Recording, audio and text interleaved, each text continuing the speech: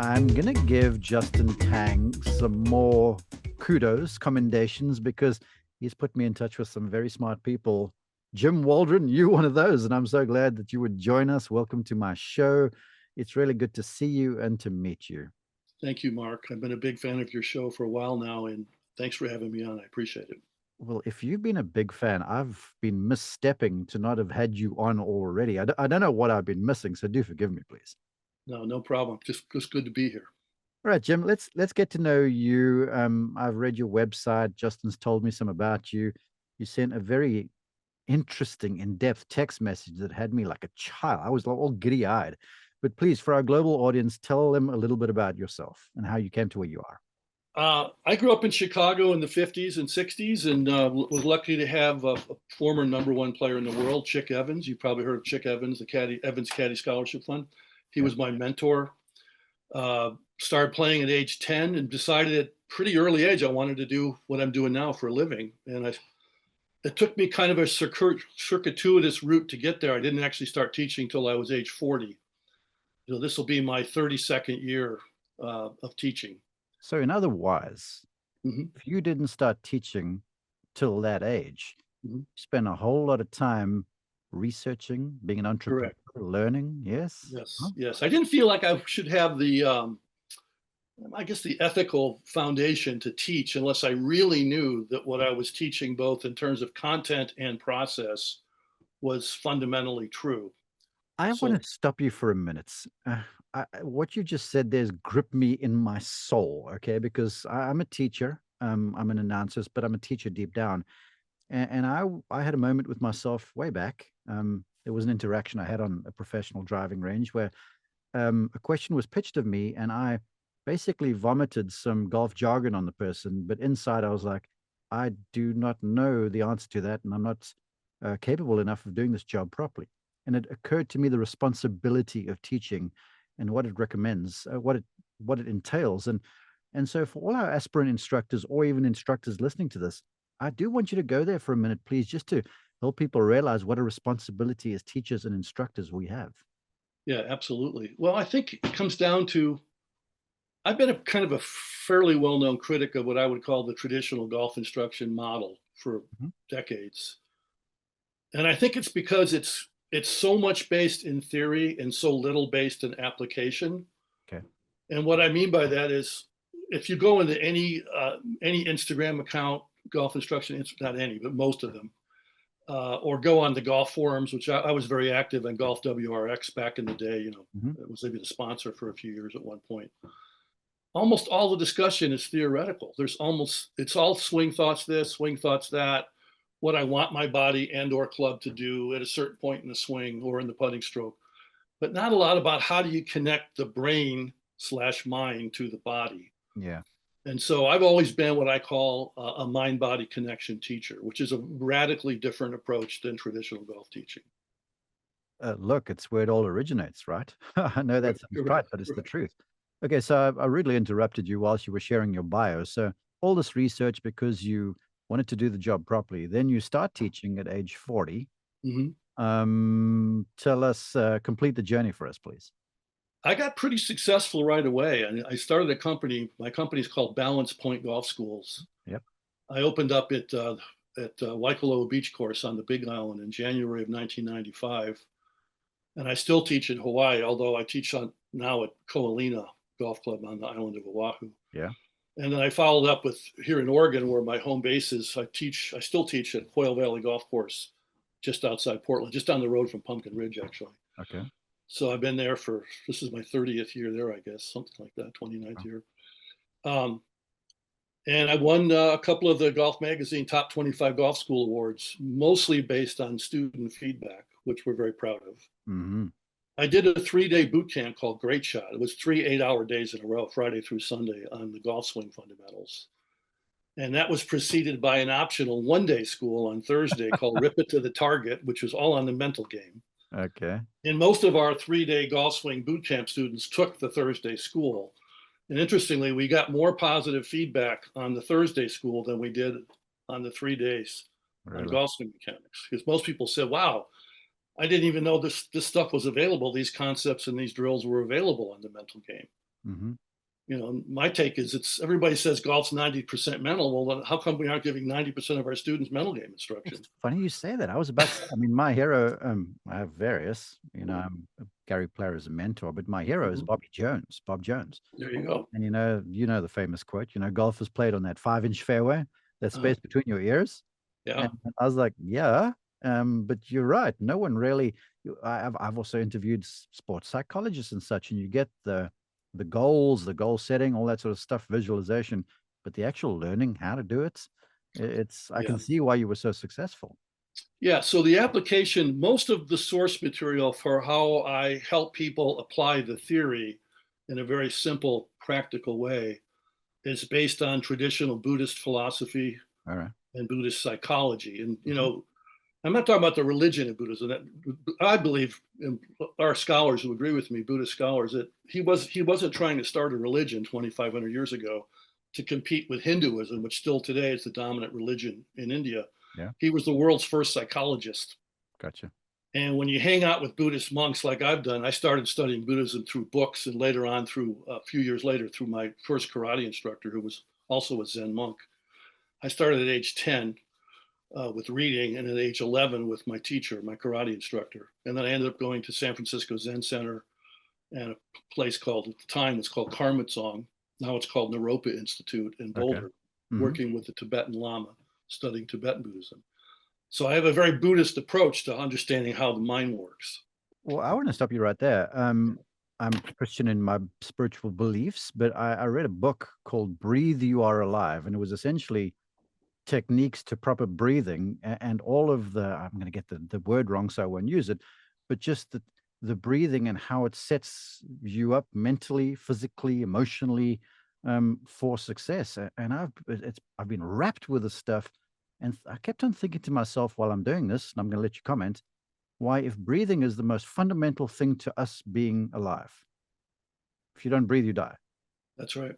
We never get taught to breathe. The doctor slaps you in the face, you take a breath, and that's but it. But That's you right. never know how to channel this for energy and turning it into, Yeah, stress reduction, all these sorts of things. And people are exactly. taking pills for well-being now.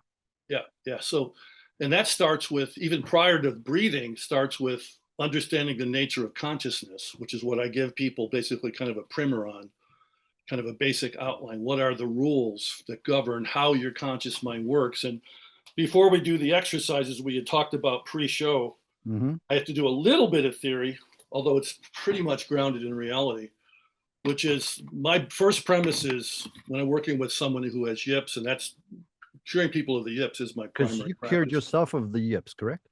Well, I didn't really have the yips per se, but I did have sort of the typical garden variety, not playing as well as I thought I was capable of under pressure. All right, I see. But I've worked in the last dozen years, I've worked with mostly golfers, but also athletes in other sports. And I have a very high success rate of curing people of the yips.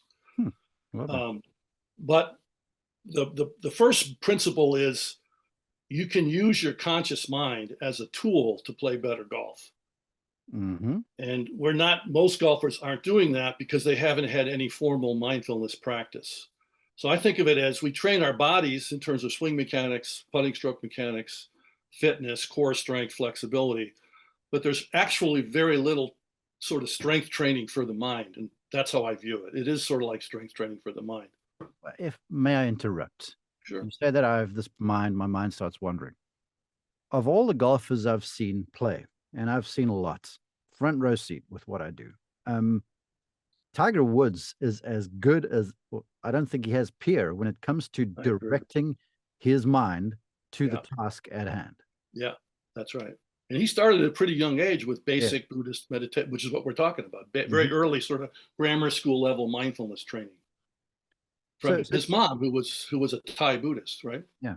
So does that fit into, because you sent such a beautiful summary to me where you say there's basically two exercises. They're the three sensory channels, and then the meta awareness. I mean, are we delving into this into Yeah, the theory of it now, right?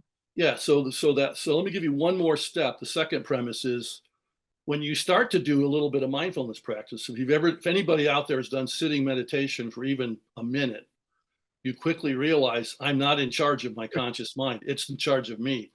The fundamental, this is what Buddhism's first discovery, or one of the earliest discoveries, the nature of normal consciousness, what I call LFC, the acronym means low functioning consciousness, Yeah. is a mind that wanders around in chaos at random, a mind that spends a lot of time flitting back and forth between past and future and ignoring the present moment, Yeah. a mind that gets easily bored and likes to entertain itself, and a mind that gets easily triggered by stress in difficult situations. Sounds like a round of golf to me, Jim. Exactly. So Jesus. since that's the nature of it, what do we do? How can we use this crazy aspect of our consciousness, which it fundamentally is kind of out of control, crazy? How do we take this and use it as a tool? I mean, obviously we have to train it. Yeah. Yeah. And that gets to the next sort of precept or premise, which is it's possible to think of your consciousness. Well, I even have one. I always have this handy because I do so many webcam lessons. A flashlight. Awareness or focused attention or consciousness functions like a flashlight, meaning you can, Switch it on. when you focus on something, you get more data, more input about the thing you're shining the light on. So that's the essential nature of consciousness. It's enlightening like a beam, like a flashlight beam. Because you said like the three sensory channels, which is based on how the brain and our sense of vision, hearing, and feeling communicate, whether we're focusing on the external or private internal space. And then you say here, you could actually channel that Yep. focus, like your flashlight, Yep. to maybe the golf club or whatever the case might be. And Correct. as such, then get better physical performance out of oneself. The Yes, mind-body much better connection. because it strengthens the mind/brain to body connection. When Okay. when your mind is triggered by stress, your mind-body connection weakens. Any, say, secondary flaws you might have in your action that don't manifest on the driving range Mm-hmm. or even in a recreational round playing with your buddies, all of a sudden, in a tournament especially, all of a sudden those secondary flaws come back and they cause a lot of badly missed golf shots. Yeah, I mean that's the Yeah. age-old thing I get asked all the time. I'm sure you do. Is like there seems to be this invisible black hole from it goes from the practice facility to the first tee, and you Yeah. walk through that thing and you've forgotten and unlearned everything you've learned for the last few months, years, whatever it might be. Yeah, Tiger calls the walk from the practice tee to the first tee the longest walk in golf. Which, Yeah. yeah, he's kind of famous for not doing well off the first tee. He's kind of known for that. But It's amazing that being said, because like I say, I've been on the ground covering Tiger, Mhm. and when you talk to him afterwards, he's engaging, jovial, smiley, and such. But when he's on the golf course, he gets into this place where it's like a glazed look that's over his eyes. And there's more than once he's looked almost straight through me when he's sort of yeah, en route to a shot. yeah, exactly. His focus is amazing. He Yeah. probably has the best mental game, and I would put Jack a close second in the history of golf for sure. I want to touch on one more thing before we get to Yeah, the drills, just to make yeah, sure again, because you know me, I'm big on understanding. Then you said the second exercise is meta awareness, mhm, which is sort of an early stage way of learning how to focus on the moment without having any internal psychological reaction to what you're paying attention to. Like I'm looking at the target. right. Correct me if I'm incorrect. Target, whoa, water on the left, wind across me from the right. Now there's haywire going on inside my head. Yes, exactly. So with meta awareness, that, by the way, that's a new term that's been around for about a dozen years. One of the world's leading neuroscientists got tired of typing in the tradition, the Buddhist tradition, it's called awareness of awareness. And Okay. so he came up with this term meta, which is Greek for transcendent or above. So Mhm. meta awareness literally means the mind has the ability to objectively observe its own functioning in the moment. It'd be like if my flashlight here had another flashlight on top of it, Mhm. watching what this flashlight was doing. That's one way you can think of it.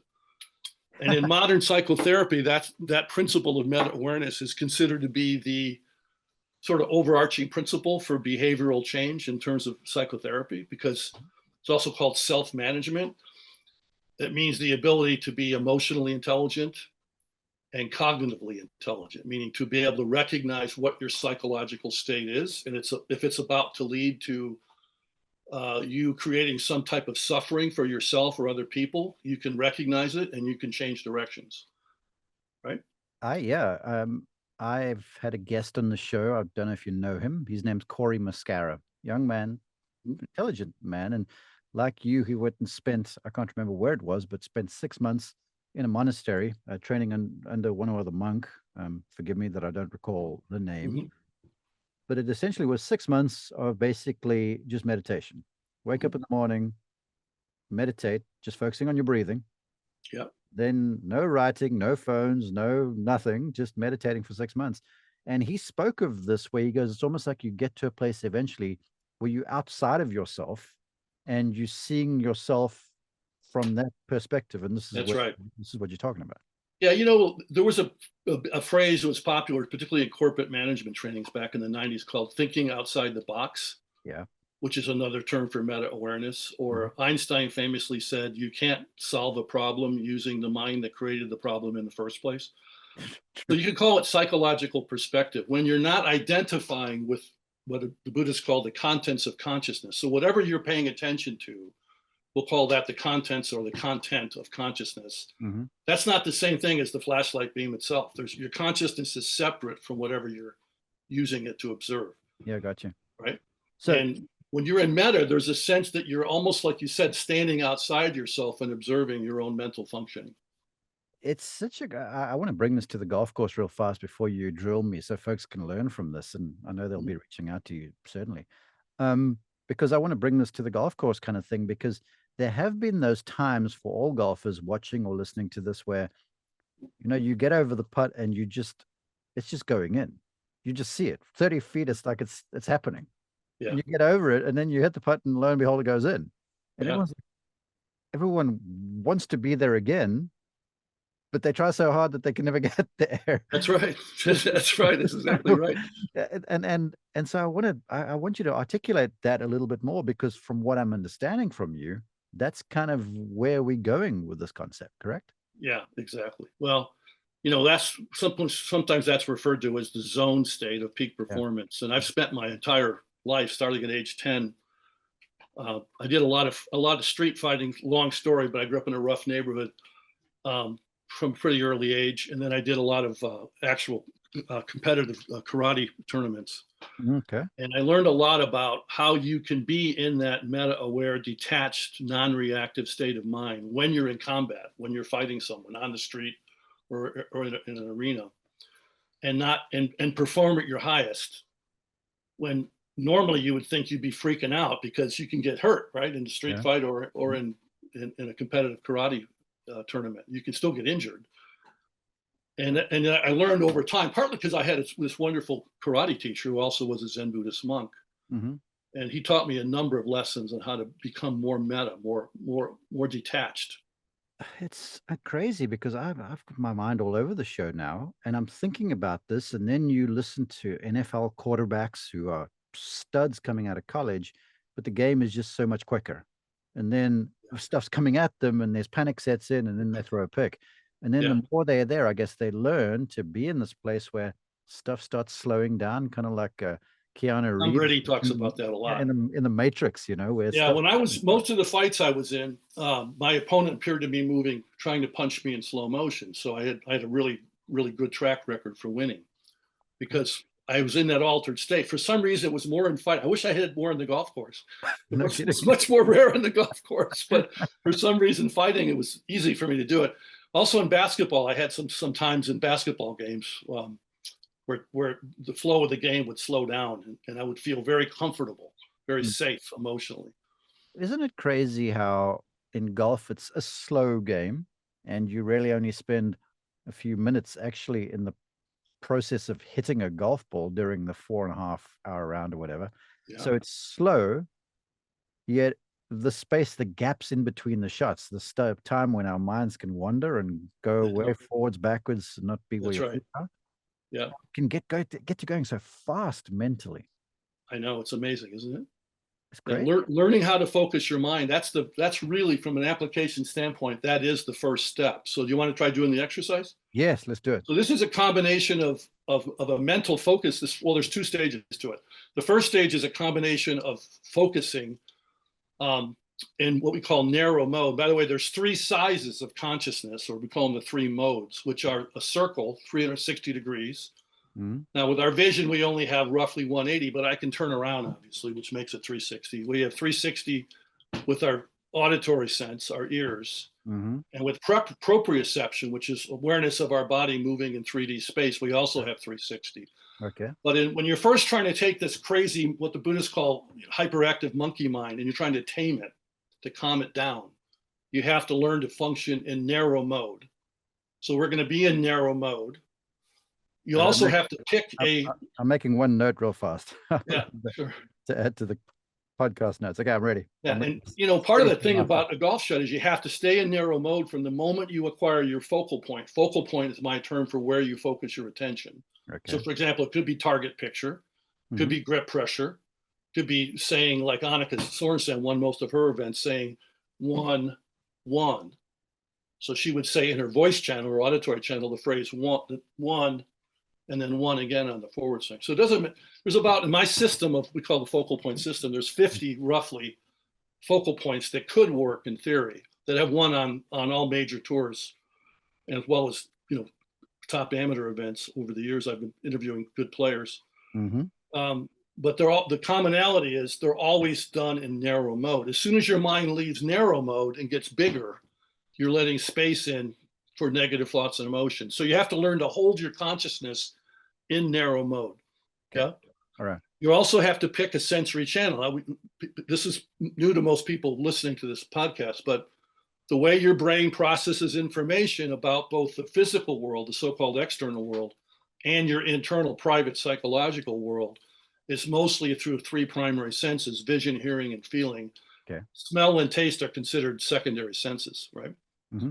So for every given moment in time, we can kind of push that down to maybe 1/10 of a second. If we call that the smallest unit of time, that's probably your average listener could sort of function with some level of awareness, 1/10 of a second. Yeah. Right. And that's like 1/10 of a second is like halfway from top of backswing to impact. It's about a quarter second from top of backswing to impact. You can kind of be aware of stuff in 1/10 of a second, right? Okay. So you want to be in one of these 3 sensory channels right before you trigger your takeaway, and stay in that same sensory channel all the way to the finish in most cases. Oh, understood. Okay. Yeah. And I guess I must just ask this question before we do it. Certain folks are more visual, certain folks are more auditory, certain folks are feel. Like I can show a person an image and they're like, oh, I get it. Or I can explain the thing, and so everyone's got their bent. Correct. There's a bias toward one of the 3, but we all have the ability to be in the other 2 channels with practice, right? I'm just thinking, again, this is me. So many golfers nowadays practice with AirPods in. And I guess they don't know what they're doing, but there's a comfort set over there. And maybe that's the auditory of equating a movement to a song or something to that. Correct. In fact, hearing a song in your head is a proven one of my focal points. It's crazy. That mine must be that, because I can remember back in 1985, our family moved to Dallas for a year. Yeah. I remember the song on the rental car radio driving out of DFW Airport, Higher Love by Steve Winwood. And so I equate that whenever I hear that song, I think of that moment. Well, I think it was Richard Zokol won at the Danny Thomas event, the Memphis Open back in 81 or 82 when the Walkman first came out. And he played all 4 rounds, every shot with a Walkman on. And I think the next week was the Canadian Open, I think. And he came in second, I believe. Okay. And then the tour board banned it. So someone actually won on tour with a Walkman on, listening to music. But, all right, so you're going to help us get there without said Walkman on our head. How about we do this? Exactly, yeah. So here's what you're going to do. You're going to put your hand on your shoulder, doesn't matter what hand. You're going to rotate your head and look at your hand for a few seconds. So that's your external visual channel. So wherever you're using your eyeballs to look at something in the external world, that's external visual channel. So you're processing information about your hand through your eyeballs. Now look at me and then close your eyes and tell me if you can visualize or imagine your hand on your shoulder. Yes, I can. And that's your internal visual channel, which was one of the 2 ways the conscious mind can think. It can think in visual images, and it can also think in language and words. Okay. Is it clear, the image, or is it kind of cloudy? It's cloudy. So do it again? Okay. Do it again. Yeah. Okay, then look at me, close your eyes, and then nod your head if you can picture it. Is it reasonably clear, or is it super cloudy? It's clearer than what it was. And for the folks listening on audio, you can watch this on YouTube as well. Yeah, but it's certainly clearer. I can imagine the pores on my hands. I can see the shape of the knuckles. I can see the gaps in between my fingers. So certainly more clear than what it was. Okay. Now say out loud, my hand is touching my shoulder. My hand is touching my shoulder. That's your external auditory, your voice channel. Now you're obviously your voice box, the muscles in your mouth created the sonic input, Yep. the acoustic input that your ears picked up. Mm-hmm. So anytime you get input through your ears from your physical environment, that's external auditory. Okay. Now keep your hand up there for a second, a little bit more, Mark. Say the sentence, my hand is touching my shoulder in your mind, and then nod your head when you hear yourself say it. Now that's your internal auditory or voice channel. The second way we think, we use language, we talk to ourselves. Okay, gotcha. So since we have this conscious mind that is sabotaging our performance on the golf course, because in terms of skill in the mental game, it's like a 40 handicap. Let's put it that way. Okay. Right? Yeah. So we're training it to be a 0 or like a +5 handicap over time. All right. And it starts with recognizing that at any given moment, your consciousness is functioning, again, except for the occasional time where you're having a meal where you're in smell or taste. Yeah. It's functioning in one of these three. It can't be in two different channels at the same time. Understood. It can only be in one at any given moment. Okay. Right? And so recognizing that that's how it works allows us to have a measure of control over it. So it's less out of control. Understand. I understand you. Okay. Yeah. All right. The second stage is I'm going to give you a cue. I'm either going to say the word voice, picture, or feel. Okay. When I say voice, I want you to say in your mind, my hand's touching my shoulder, and then vigorously nod your head. Okay. And that's you telling me I made the switch from where I was previously to voice channel. Mm-hmm. If I say feel, actually, let me go back. I almost forgot the third channel. Okay. Let's go back a second. All right. We didn't do kinesthetic. So put your hand back up there. So folks, I do want to challenge the folks who are listening to this on audio. Go find it on YouTube and do it along with me and Jim. This is tremendous stuff. Yeah. Okay. All right. So this is the third channel, which I forgot to do. So Mhm. you're going to close your eyes and you're going to pulse your fingers pretty fast on your shoulder muscle. And tell me when you can feel the sensation without also seeing a picture of your hand or without also your voice saying something about it. Just pure sensation.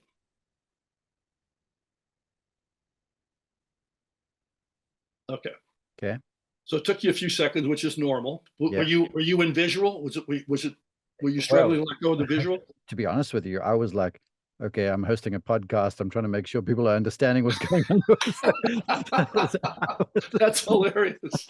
So I was host, like I'm going to step out of my role for a second and be where I am. But I guess there's something to be said for that because you got to channel your focus to the area. That's right. Okay. Yeah. So was that a voice in your head saying that to yourself? Were you talking about hosting the podcast? Yeah, it was a voice. Yeah. Okay. So at that moment, you weren't paying attention to, even though you were pulsing your fingers. So the finger pulsing was way back here in the background of your awareness. Yeah. But in the foreground, you were. I could feel it, but it wasn't like I was all feeling it. There was stuff going on in my head. Correct. Yeah. In fact, your mind might have been going back and forth between the background where you were having a conversation with yourself about your duties as a podcast host, to the foreground where you were, and that's another concept, background and foreground. Like if you're, sometimes you could be, say, focusing on grip pressure as your focal point, and you're doing really well. And let's say you shot 3 under on the front 9 and you're teeing it up on 10. And then we'll start your downswing, the car backfires. And if your focus on your grip pressure is really strong, it'll barely register and you won't flinch. But if you're not focusing strongly, you may flinch when you hear the car backfire. Mm-hmm. Right. So that's an example of the background becoming the foreground, which you don't want to have. You want to keep the foreground in the foreground, right? It is amazing that you say that. Like I think now of the flinching, and we were talking about Tiger, how he would stop mid downswing because he always seemed to me like he was so into it that nothing would disturb him, but then he'd stop mid downswing. And I've contended that I think a lot of this was for showmanship because that's who Tiger was. Yeah. But now along those lines, you think of the 16th hole at the Phoenix Open. The WM Phoenix Open. Yeah. It's a circus around you going. Yeah, total circus. Yeah. It's actually laughable because you've got marshals there holding up quiet please signs, and there's just a continual. And they're throwing beer at them. It's a continual humdrum, and every player I've talked to, they're like, "That's the most nervous you always are." But they are able then to channel themselves, and it becomes this low sort of just a din around you, and then you can Correct. get into the shot. Am I on your track now, Zen Master? 100%. All right, 100%. cool, That's cool. that's in other words, all the noise of the crowd and the visual of the crowd waving and stuff, and Mhm. and also the auditory screaming. If your mind is big, if it's in super wide mode, you're going to react to it because you're paying attention to it. Yeah, But when you're in narrow mode, it's not there, right? Because you flexed your focus muscle strong enough to stay in narrow. Yeah. yeah. Okay, so you've had me do that drill. I'm not cutting that. That is one of the exercises, correct? Yeah. But here's the second version of it, though. There's Well, another well, one. well, I Yeah. just want to say that this Yeah. is something that people can just practice. They can do anything. Like Absolutely. Yeah. This is very simple.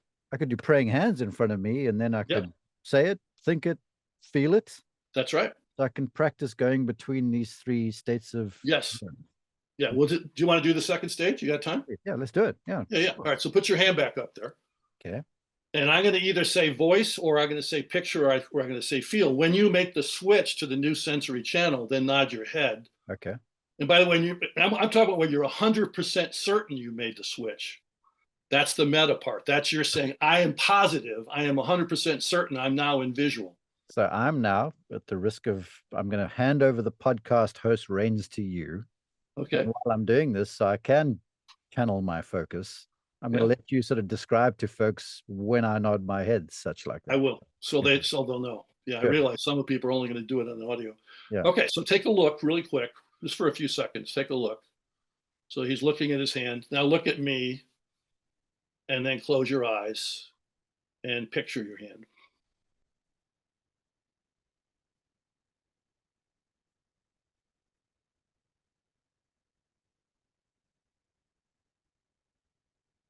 Okay, he just nodded.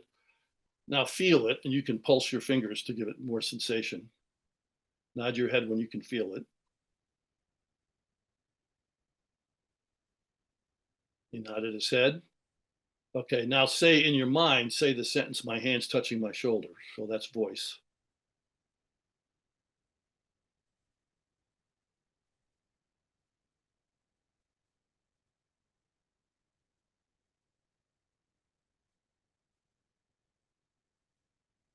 I'm struggling with that one.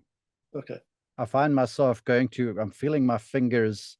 I'm seeing what my pinky, because the pinky finger, the way it was sitting, stood out to me when I looked at it. And So you were stuck in visual. I'm vacillating between that and the feel of it. And So I'm you're going back and forth. yeah. And when I'm saying this in my head, it's kind of gobbledygook. It's not gobbledygook. Okay. It's just garbled, it's not Okay. So say, you know how you can actually raise the volume of your voice in your mind? You can like whisper to yourself okay. Yeah. in your mind, not out loud, obviously. So make the voice louder. Say the phrase, my hand's touching my shoulder really loud when I say voice. So All right. ready? Mm-hmm. So voice.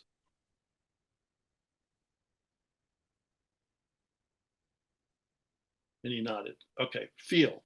So just pulse. Nod your head when you can feel it. Picture.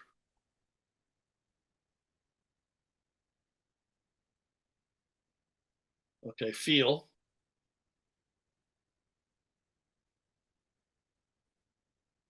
Or he nodded his head again. So that's okay. That you can open your eyes, Mark. That's the end of that. So So you what were that moving me between them pretty back fast. and forth. Yeah. Exactly. Okay. So when you can on command change your sensory channel, that's a form of mental focus strength. That means your mental focus muscles getting stronger. You have choice. You can control your mind as opposed to your mind controlling you. Yeah. Fantastic. Wow. Yeah. What a weapon that is. It's pretty cool. Here I am preaching as this podcast host, which is this thing has grown bigger than me. And I've always said I adopt a very holistic approach to instruction because I know that it's not just a game of hands and feet, that we're battling, For the sure. battlefield of the mind constantly. Yeah. And so I try and get everyone's input and lessons from folks like you, but now to just get the cerebral of it and say, okay, my mind is running rampant. This is how I can channel myself so I can get to the task at hand. Yeah. Never had this. Do you want to do another quick one? Yeah, heck yes. All right. So I mean, obviously, you probably don't want to.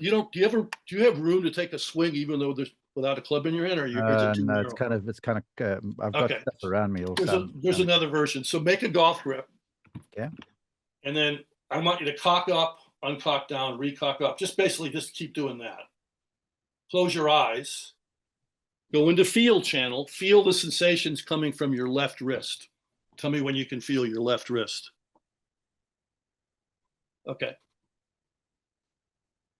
Just stay there for a few more moments. He's cocking and uncocking up and down with his eyes closed, feeling the sensation. Now imagine if I said take a golf swing and see if you can keep your attention in field channel on those sensations coming from your left wrist from right before you trigger your takeaway all the way to the finish of your golf swing with your mind in narrow mode, which means the only thing you're experiencing are the sensations coming from your left wrist, nothing This, else. you know what?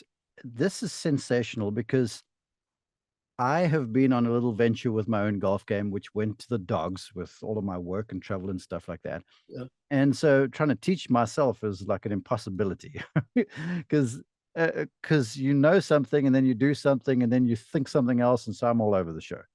And one of the things I've been aiming to do was I'm sort of old school and I carry a lot of extension, mm-hmm. cupping in my lead Yeah, wrist. And I square that up nicely, but sometimes it gets a little active down through contact. So yeah, I've been trying to neutralize that some. At least just go from less extended to somewhat neutral, not even yeah, both. yeah. And I do the drill and I can feel it. Start my golf swing, and it's like no chance. I actually use a training aid called Hack Motion, which gives you Sure, digital, I know that one. data.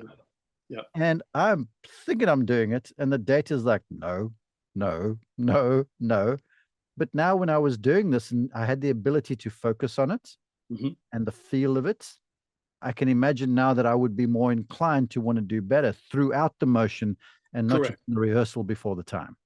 And that comes down to the way the brain deals with creating movement patterns in the body. There's two main systems, and I'll use layman's terms. One is called the feed forward circuit, Okay. and the second one's called the feedback circuit, also called the sensory feedback circuit. That means in the first case, we have two different types of nerves in our body, motor nerves and sensory nerves. And the feed forward system uses the motor nerves to activate a muscle to move a bone or a joint.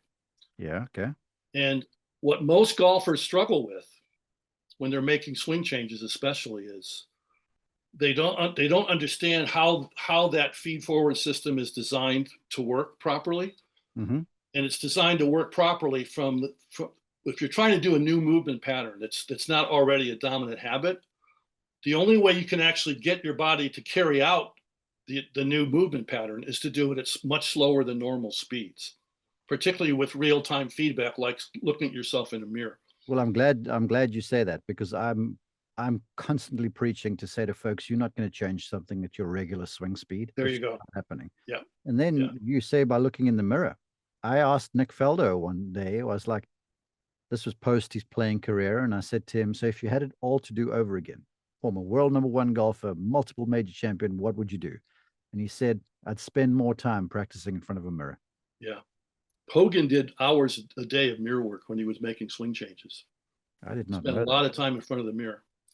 The sensory feedback system is different. Sensory nerves sense temperature, hot, cold, pain, pleasure, in balance, out of balance, a muscle firing, a muscle that stops firing, and what's called proprioception, which is sensing mainly in your hands and feet where we have the most proprioceptive nerve endings.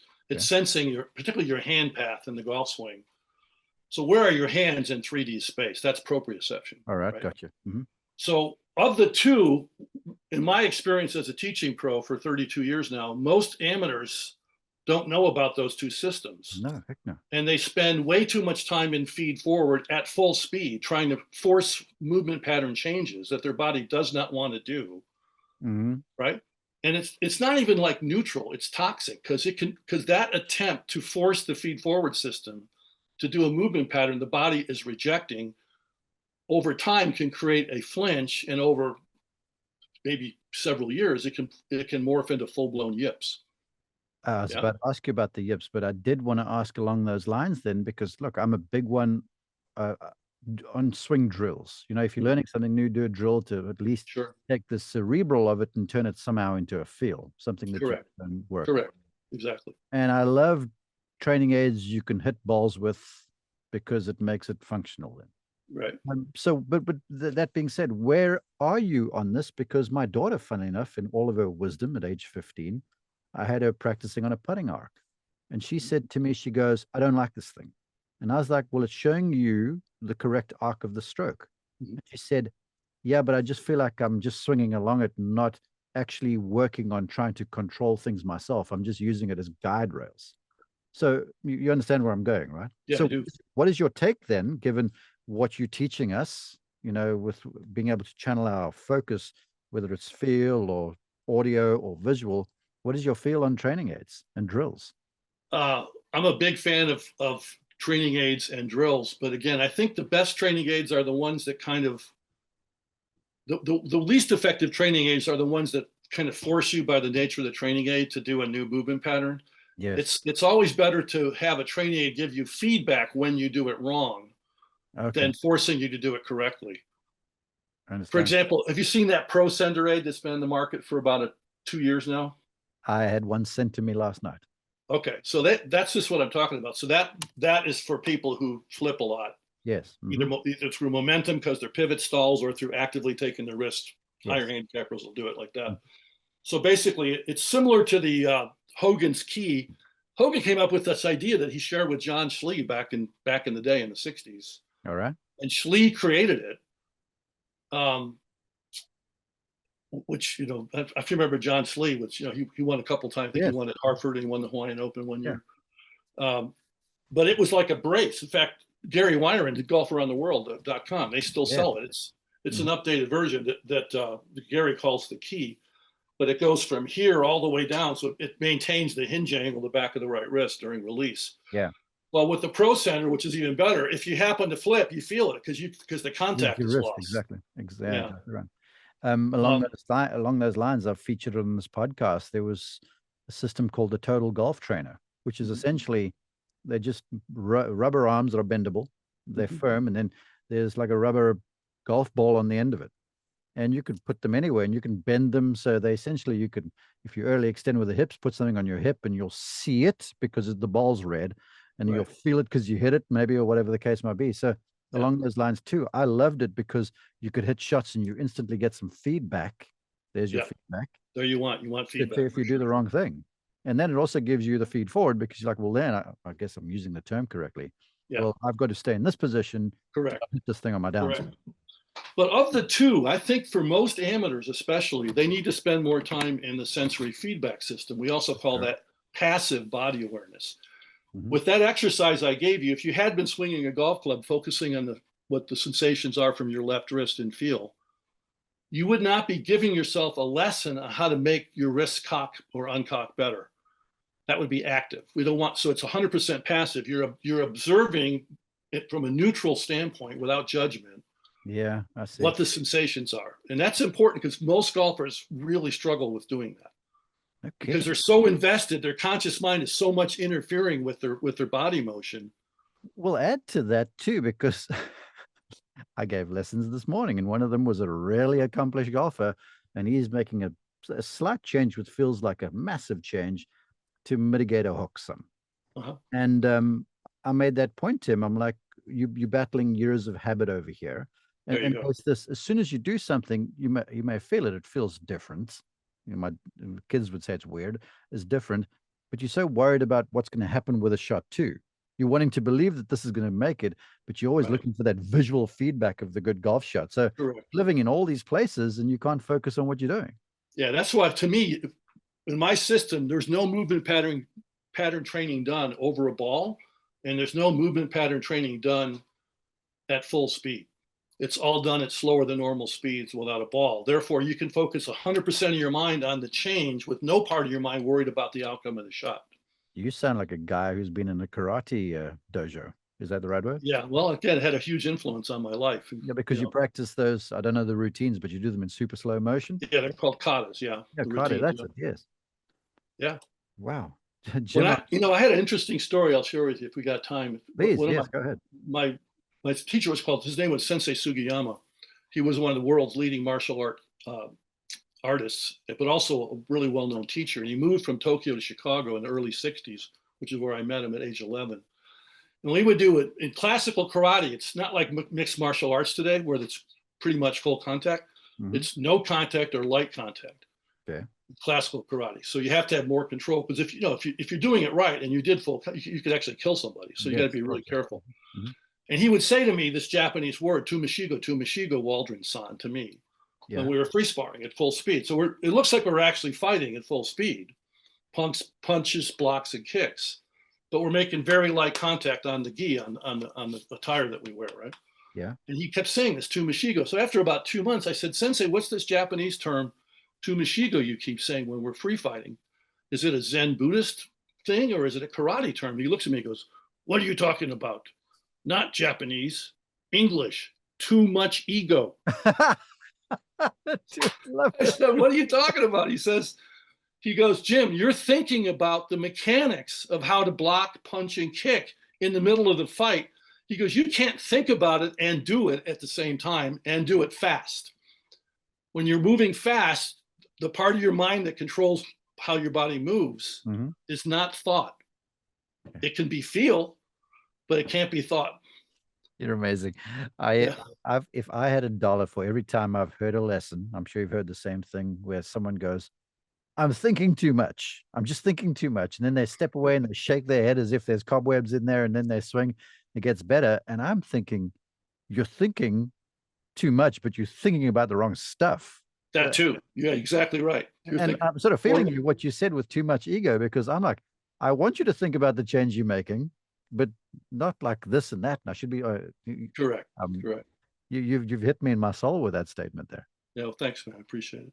Well, look, this is fantastic stuff. I feel like we've just touched basically just caressed the outside of the topic. And I'm sure need more time. Next time we'll do a longer one. We will. But in the meantime, there's going to be people that want to know more. So could you please direct them to a website or social media or somewhere where they can find you? Yeah, the best place to find me is to go to my website, which is balancepointgolf.com. And so I'm interested. Balance Point Golf, given everything you've taught us today, why Balance Point Golf?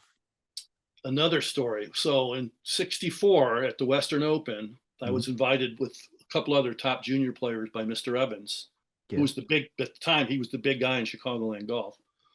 In fact, he was the president of the Western Golf Association, which sponsored the event. Rival of my hero, Bob Jones. Yeah, there you go. That's right. In fact, he was the #1 player in the world the decade preceding Bobby Jones. He was, yep. Yeah. And I had an opportunity to hang out. There's a whole story I can tell you another time, where I had a debate with Jack Nicklaus. I was 12, he was 22, about his lack of a real automatic swing trigger over the ball, where he was fined thousands of dollars by the tour board for slow play back in his first 3 years he was on tour. Jack Nicklaus? Jack Nicklaus was. People talking about Cantlay spending too much time over the ball lately. That's how Nicklaus was his first few years on tour. Okay, I've actually asked Patrick about it, and when he just sort of shuffles his feet back and forth, almost like a cat needing pillow before it lies down. Yeah, and waggling and looking. Yeah. That was Nicklaus. And he's like, I'm waiting for the comfort level. It's like he does this until. That's right. That's exactly what Nicklaus said to me. But from a modern standpoint, modern sports psychology standpoint, and from an Asian martial arts standpoint, that's the worst way to do it. The way the Tiger does it, and most tour pros do it, they've memorized a sequence of steps. Same number of target looks for same amount of time, same number of waggles, same number of foot shuffles. One of the great examples is Lee Trevino. Have you ever seen Trevino up close? I mean, he had that little shuffle before he went, and if you watch it, it was the same thing every. He would step forward. He would change his foot position. That was his last little trigger. Yeah.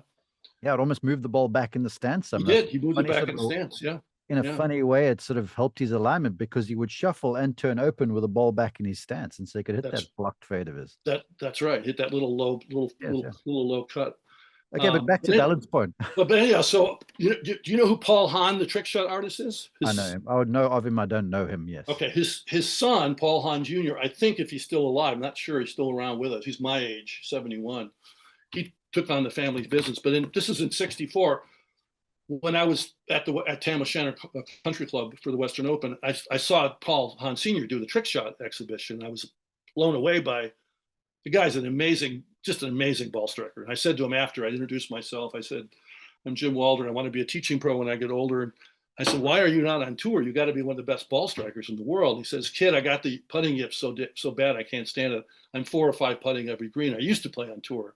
Yeah, okay. Until the yips came. So now I do trick shots for a living. And I said, well, what's the most important fundamental in the golf swing in terms of improving your ball striking? He said, kid, here's the deal. I learned this from Mr. Hogan. I've been a student of his for the last 15 years. Hogan told me the most important thing in the golf swing is to set up in rock solid balance, swing to the top in rock solid balance, swing to the finish in rock solid balance. And he said, especially during the strike, during release, he said, you want to feel like your spikes have grown 12 inches longer into the ground. You want to feel really low to the ground, really grounded. Mm-hmm. He said, Hogan told me that if for an amateur, if your mechanics are good enough to break, I think he said 95, then most, if not all of your bad misses are due to loss of balance. And the reason why is as soon as you start to lose your balance, even a little bit in the golf swing, a more important primal function of your brain is to keep you upright so you don't fall over and injure yourself. Mm-hmm. It's called the righting or the rebalancing instinct. So if you slip on an icy sidewalk and your legs go this way, you're going to throw your arms this way as counterweights. Uh-huh. We do that in the golf swing. We lose our balance even a little bit. We don't fall down, but that basically interrupts the communication between brain and body of your golf swing. So the golf swing stops for a fraction of a second while you're regaining your balance. And so that's what he told me he worked on all the time was balance all the time. He said that Hogan told him that he worked on balance all the time on the range. Now I can see it of all the Hogan footage I've watched, and I've read that Modern Fundamentals book and Power Golf backwards and forwards all the time. I can see what you're saying because at that, lightning speed, he swung his arms around him. Yeah, he was never out of balance. Never. You know the story about he sent his shoe off to the London bootmaker to put an extra row of spikes in there. Yeah, well, there was one spike. It's sort of like where the sort of inside ball of your foot. So I don't know. So if this was a shoe, this would be the toe. It'd be like right there. Uh-huh. Back in the day, there wasn't a spike there. So he couldn't find a local bootmaker or shoemaker. He found one in London. So he took his left shoe. He sent it to London, had a spike put in there. And he liked it so much, he sent his right shoe back. Okay. So now we have that spike. That's the Hogan spike. Because Hogan was all about footwork, stability in the legs, being grounded. There's all the stuff now on Instagram about ground reaction forces. That's all stuff Hogan figured out in the late 1930s, early 1940s. You don't need high tech to figure that out. It's important to have good footwork and good balance. Yeah. I said to my daughter last night, I'm like, "There's nothing new under the sun." She goes, "How can you say that?" I'm like, "Because that's how it is.